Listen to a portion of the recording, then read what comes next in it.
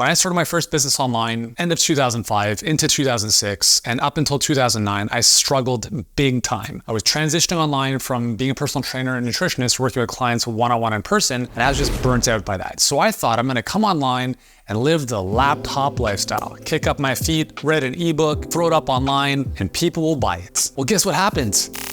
Not that. So for the next 3.5 years, I struggled big time. My first year online, I made a grand total of $6,000. The next year wasn't much better. And by 2009, I was making less than $20,000 per year, even though my full-time focus was building my online health business. So I had to make a change. And at the end of 2009, I sat down at the end of the year at Starbucks and I just kind of was jotting some notes down. I'm thinking, okay, dude, what you've been doing hasn't been working. It's time for a change. So I wrote down a bunch of stuff in my journal and I looked at, okay, what was I doing? And what I was doing basically consisted of the following. I sat at my desk, which was at the time like a $50 kitchen table from IKEA that was in my kitchen. My dog's pee pad was right beside me on the floor.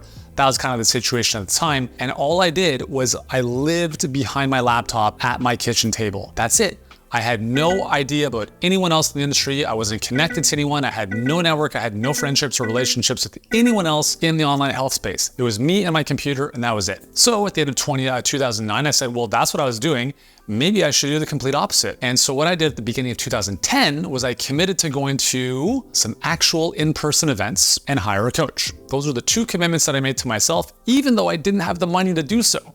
I threw to my visa and I made it happen. But I'll tell you this, it was the single best decision I ever made in my last 18 years in business online. And the reason for that is this. I started to eventually recognize that proximity is power and your environment really dictates what you're able to create in your world, in your life. When I started to go to these events, I started to be connected and meeting people who are doing very big things. I'm talking about 7- and 8-figure businesses in the online health, wellness, and fitness space. And these guys and gals were no smarter than I was. And I thought to myself, what the fuck am I not understanding here? And I started to recognize that there was a lot that I didn't understand. The nuances of marketing, the nuances of mindset, thinking bigger, what it takes to really build a great business. Those insights never would have happened had I stayed behind my computer.